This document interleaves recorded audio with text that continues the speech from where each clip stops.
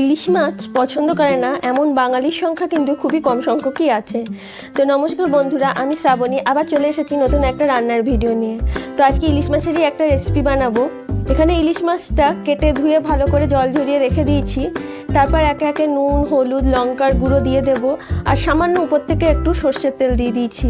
তাহলে পরে মশলাগুলো মাছের গায়ে খুব সুন্দরভাবে লেগে থাকবে। নুন হলুদ মাখিয়ে মাছটাকে কিছুক্ষণ রেখে দেবো। আর এদিকে একটা বাটিতে কিছুটা কালো সর্ষে নিয়েছি আর কিছুটা সাদা সর্ষে নিয়েছি আর কয়েকটা কাঁচা লঙ্কা দিয়ে এর একটা পেস্ট বানিয়ে নেব। আর সর্ষেটাকে একটুখানি জল দিয়ে ভালো করে ছেঁকে নেব। আর সর্ষেটা ছেঁকে নিলে পরে কিন্তু খেতেও খুব ভালো লাগবে, যদি কোনো তেঁতুকুটে ভাব থাকে সেটা কেটে যাবে। আর এদিকে মাছগুলো তেলের মধ্যে একে একে দিয়ে হালকা করে ভেজে নেব। আর ইলিশ মাছ খুব বেশি একটা কড়া করে আমি ভাজবো না।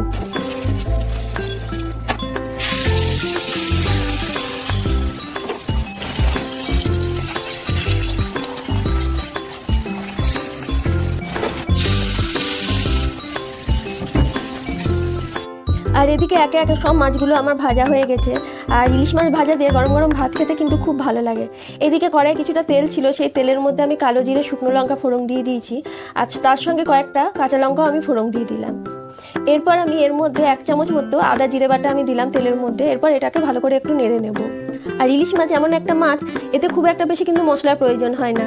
তারপর পরিমাণ মতো নুন হলুদ দিয়ে মশলাটাকে একটু ভালোভাবে নাড়াচাড়া করে নেব। আর আমি 2 মিডিয়াম সাইজের টমেটো কুচিয়ে রেখেছিলাম, সেই টমেটোটা মশলার মধ্যে দিয়ে দেব।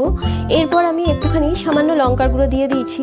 সামান্য একটু জল দিয়ে মশলাটাকে একটু ভালো করে কষিয়ে নেব যতক্ষণ না তেল ছাড়ছে। এরপর মশলাটা দিয়ে যখন তেল ছেড়ে আসবে তখন যে সর্ষেটা ছেঁকে রেখেছিলাম সেই সর্ষের জলটা আমি মশলার মধ্যে দিয়ে একটু ভালোভাবে নাড়াচাড়া করে নেব। আর এই ইলিশ মাছের ঝালের গ্রেভিটা যদি পাতলা হয় খেতে কিন্তু খুব ভালো লাগে। এতে কিছুটা গরম জল আমি দিয়ে দিয়েছি। আর ঝোলটা একদম পাতলা করব, ওই জন্য একটু বেশি করে জল দিয়েছি আর কিছুটা কাঁচা লঙ্কা দিয়ে দিয়েছি। এরপর ঝোলটা যখন ভালোভাবে ফুটে যাবে তখন এক এক করে মাছগুলো ঝোলের মধ্যে দিয়ে এটাকে ঢেকে রেখে দেবো কিছুক্ষণ। আর সামান্য একটু চিনি দিয়েছি। 10 মিনিট মতো এটা ঢেকে রাখবো যাতে মাছটা একটু ভালোভাবে সিদ্ধ হয়ে যাবে। তারপর আমি উপর থেকে কিছুটা সর্ষের তেল দিয়ে দেবো। তারপর এটাকে গ্যাস বন্ধ করে মিনিমাম 15 মিনিট মতো রেখে দেবো। আমাদের ইলিশ মাছের ঝাল একদম রেডি। আর এরকম ইলিশ মাছের ঝালের সাথে কিন্তু গরম গরম ভাত কিন্তু খুব ভালো লাগবে। আমি সাধারণত ইলিশ মাছের তেলও কিছুটা তুলে রাখি, ইলিশ মাছের তেল দিয়ে ভাত খেতেও আমার খুব ভালো লাগে। আর ইলিশ মাছের পাতলা ঝোলটাই বেশি ভাতের সাথে আমার পছন্দ। তো গরম গরম ভাতের সাথে এইরকম ইলিশ মাছের ঝাল থাকলে আর অন্য কিছু প্রয়োজন পড়বে না। আর আমার এই ভিডিওটি যদি ভালো লাগে অবশ্যই কমেন্ট করেন। আর পাশে থাকার জন্য ধন্যবাদ বন্ধুরা। আর আজকে এখানে খেতে খেতে চলে গেলাম, আবার দেখা হবে নেক্সট কোনো ভিডিওতে। Thank you.